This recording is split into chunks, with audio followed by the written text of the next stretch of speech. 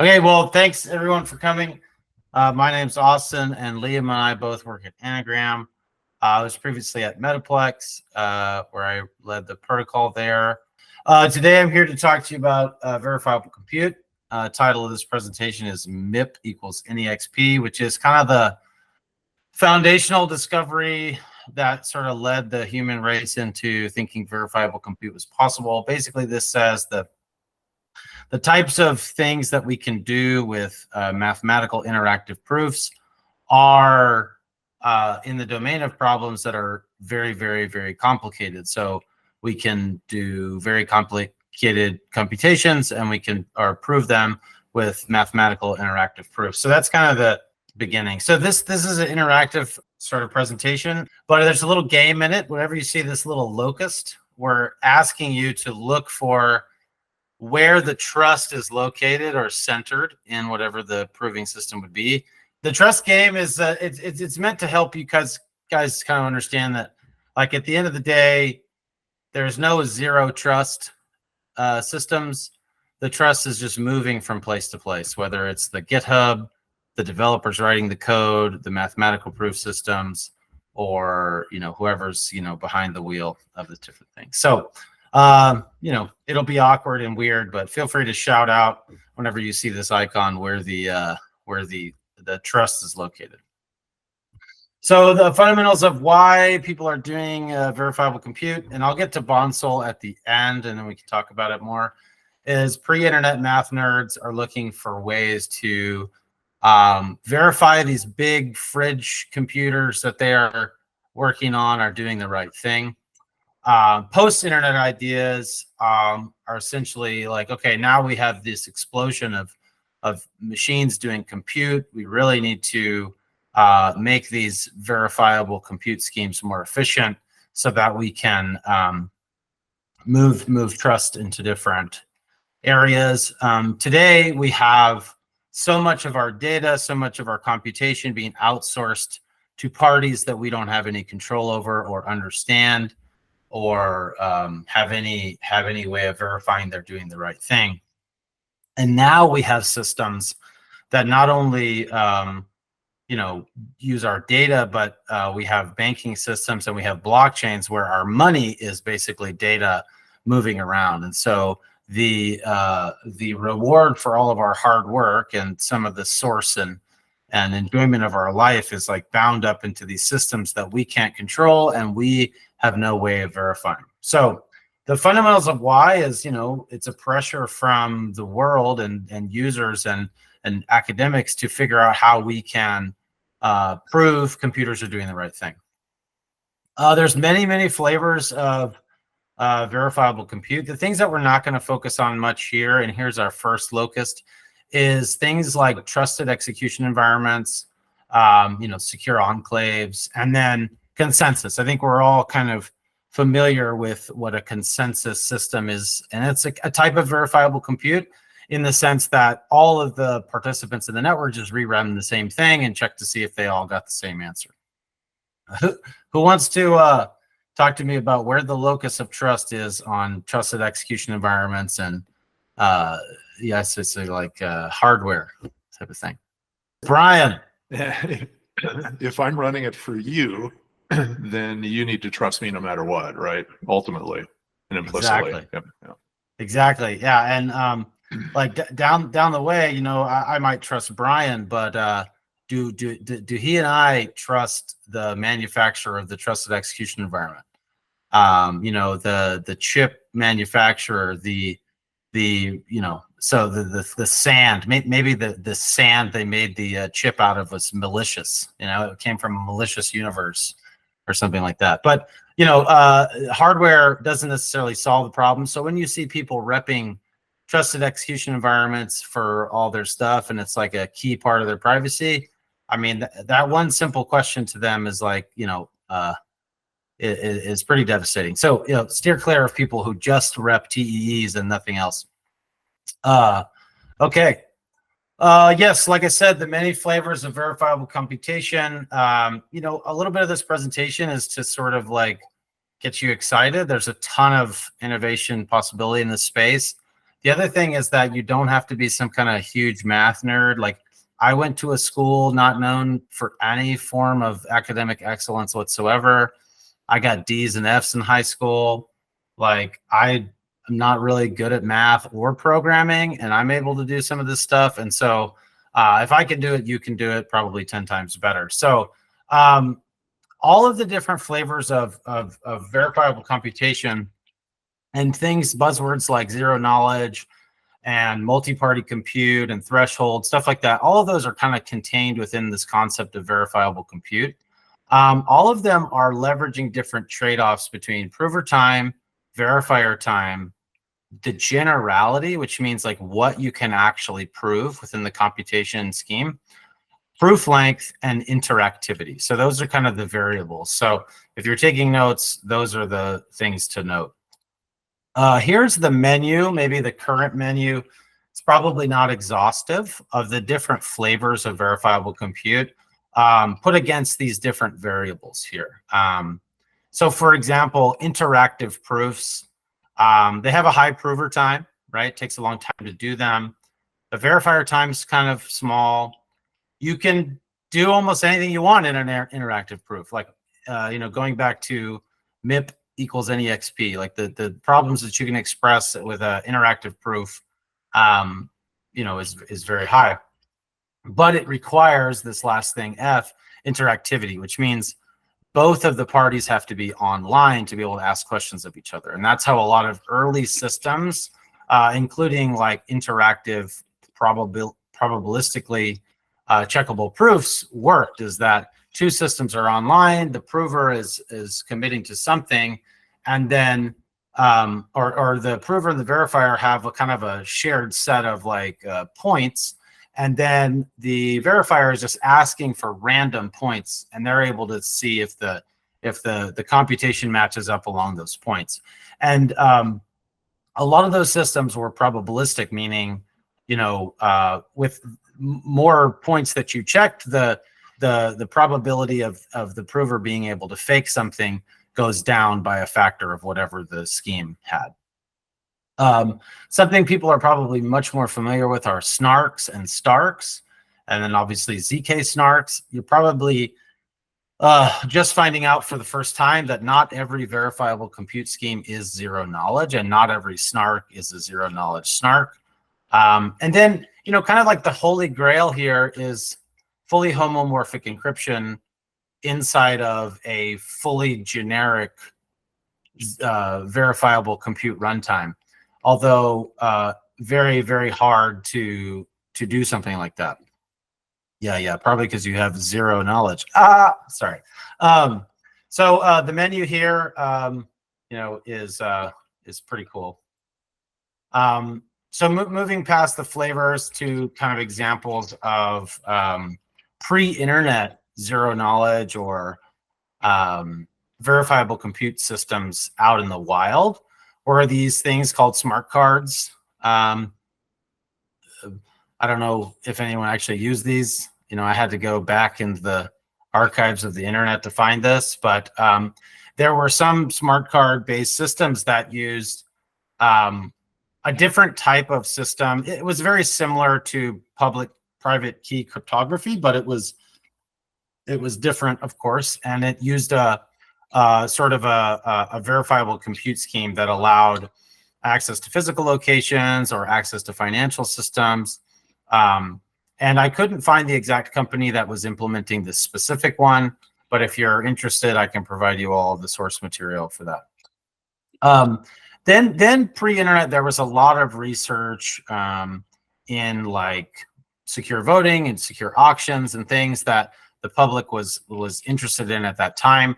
But to my knowledge, there was no one putting these things into practice. There's probably were, and IBM probably was doing things back then, but I have no record of it. The Google has scraped that because it's probably it's deemed not information we should know by our internet overlords. Post-internet, of course, now we have people using verifiable compute all over the place, but trying to stay away from blockchain, like NASA, Lockheed Martin, and a lot of aerospace companies have tried to use verifiable compute systems in a more manual sense to verify their software, right? Safety critical software, formal verification of that software. There's a company called Pi Squared currently that is building a much more generic, like verifiable compute system. But one of the founders there, Gregaru, I think his name, is one of the fathers of like take a programming language and build it in a certain way, and then anytime you compile it, you can also get a proof of the correctness of that code. Now, it doesn't mean that your code is correct, but you have a proof that if the code runs, it's going to run in this certain way. So, you take that as you will. Now, we've got like Oasis Labs, probably a company no one's ever heard of, but they're using, threshold signatures and multi-party compute for, maintaining HIPAA compliance and security with medical data. So that's pretty cool. And even the NASDAQ, a small trading shop that you guys may or may not have heard of, has considered and even has a wing or a branch or a proof of concept of trying to do market analysis without revealing people's trades, right? Keeping things private, using the zero knowledge aspect. So can anyone think about where the locus of trust for these smart cards might be? On both sides, like you need to, if your smart cards are talking from wherever you're paying to the physical location, I mean, you're trusting both of those access points to be like a kind actor. Like I'm just thinking of with even now how people are putting the fake card readers on top of credit card readers. Like that's kind of a, maybe not the same, but like if your hardware is faulty at all like that, then you're trusting something you shouldn't be trusting. Right. Who made the smart card? Right, exactly. Who made the smart card? And like today, you have RFID like kind of scanners and things, and there are some RFID chips that they just like broadcast out as a unique number, right? Those are the easiest ones to screw over. But there are other ones that you can't just hack using a pocket like reader, because what happens is there's actually a small verifiable compute system running inside of it. You can look at the NXP, I think they're called NXP crypto RFID chips. Essentially, that because the way RFID chips work is when the signal comes in, it actually provides electricity, if it's a passive tag, to the circuit, and then code actually runs to actually, there's a private key on there, and it does some signature and signs it back. And there's schemes that you can put in where both sides have to have some kind of authenticated data here. And depending on how much power and different things, you can do much more secure systems that, just by scanning the card, you can't actually get access to any of its information, which is kind of interesting. Okay, coming into blockchain. Verifiable compute is like everywhere and nowhere is my sort of supposition. As I said before, we have tons of consensus mechanisms, which is a form of verifiable compute. We have tons of sort of like commitment schemes, which is a very, depending on how you squint, like a verifiable compute system with Merkle trees and different things. But just because you have verifiable compute doesn't mean you have like objective truth on something, right? Within a blockchain domain, you still need some sort of agreement that, hey, we're all agreeing that this is the verifiable compute scheme that we are trusting, right? So let's say you have the Solana code, and let's say that instead of having, some, scheduler and proof of history and, like ordering system, we have some God level ZKP that just like fixes all the problems and everything's good. Where is the locus of trust there? Like, can anyone kind of guess that? Brian Long knows this painfully well. Who built the algorithm and who created that black box of the compute? Right. So like when even though you chuck a verifiable compute scheme into a GitHub repo or into a set of GitHub repos, there's still some social agreement of running a certain version of software or whatever. Now, there are different levels of consensus and verifiable compute that have resistance to malicious actors.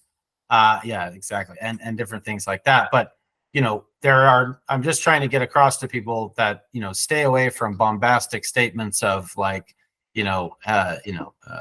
trustless or zero trust, things like that. Google came out with these papers on zero trust networking, and if you look deep enough, of course, it's not actually zero trust. But I maintain that verifiable compute and more succinct, which means like a easy to verify statement of a complicated computation, is needed for efficient consensus algorithms, and it's needed for efficient blockchains. Modern blockchains, a lot of them rerun the smart contract runtime many, many times before they even pack the block, right? Ethereum does this. I mean, Flashbots. I mean, I don't, I think Cheeto, and to some extent, is doing this as well. Like, and on Solana, like, the leader is probably the only one executing things. But if you want to rerun and you want to like check everything, you need to rerun all of the state transitions yourself.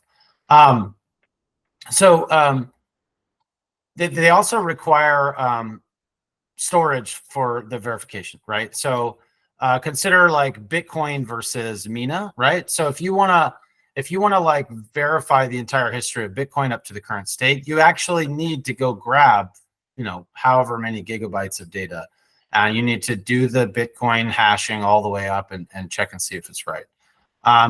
But Mina, for example, you don't actually need to have that. Mina is another blockchain. You should go check it out. 3-minute block times is sort of a huge letdown, though. So you're going to go get super excited about it. Then you're going to build a ZK app and you're going to like submit it, and you're like, wait, 3-minute block times? If you're coming from Solana, that's just dead on arrival. If you're coming from Ethereum, hey, maybe you're good, maybe you're not good. Who knows? Mina, you don't need any data. You just need the Genesis block, which you have to find that from a trusted source, of course, a source that you can find, but you can get that from multiple sources and double check to see if it's correct. And you need the most recent proof. And then you're not necessarily trusting that you got the right 500 gigabytes of data. You don't need to keep 500 gigabytes of data around. You basically just need the verification key, Genesis block, and the most recent proof. The only reason you would need the verification key, go back, is because you can actually derive the Genesis block from the verification key on Mina, which is kind of cool. So there's only like one artifact there, trusting that's the right verification key that matches up with the circuit. Ethereum today, they select validators from this sort of like thing called RANDAO. You probably know about it. I love that Ethereum Foundation doesn't even accept a 1-bit bias, because there is a scenario where you can get a 1-bit bias in the random selection of the committee, and that's not good enough for them. I think that is, as much as we all have feelings toward Ethereum, like I think that is incredible that they don't accept that, because they want completely decentralized. I was about to say trustless and break my own rule. But soon they are working on using a verifiable delay function instead of RANDAO, which is kind of like everyone coming together to provide randomness. A verifiable delay function would be something where the locus of trust is just moving to, okay, do we all agree and accept that this verifiable delay function is the one that we're using? And if enough of us agree, then that's the one. If a few of us disagree, then we can kick them out, kind of thing. A VDF is kind of like a tiny localized proof of work algorithm, but it's a form of verifiable compute, because you're verifying that some computation was run over and over and over again, and that takes a requisite amount of time generally, and time being like computer time, not necessarily wall clock time. Consider Solana. I mean, the announcement went out the other day. Light Protocol which I think you guys are probably going to have them on here soon, are using zero knowledge proof systems to allow state transitions to remain compressed but still, yeah, that's Swen. But still represented on Solana, and they have some cool functions to compose things together. And I'm sure, like most things on Solana, are new, and it's just a big punch straight into the face of all the RPC providers, because then it just increases what they have to do. But who cares about them, right? Okay, so if you're like me and you work at an investment company, and you're also a nerd and love the stuff, what I would advise you to watch, or as you're thinking about what your research is going to be for this Turbine class, look at things that or building things native on-chain verification as opposed to sort of verification networks. Right now, as you may know, like Solana suffers from the fact that we don't have many good zero knowledge or curve syscalls where we can do these kind of things, but those are coming soon, hopefully in the next few days or weeks.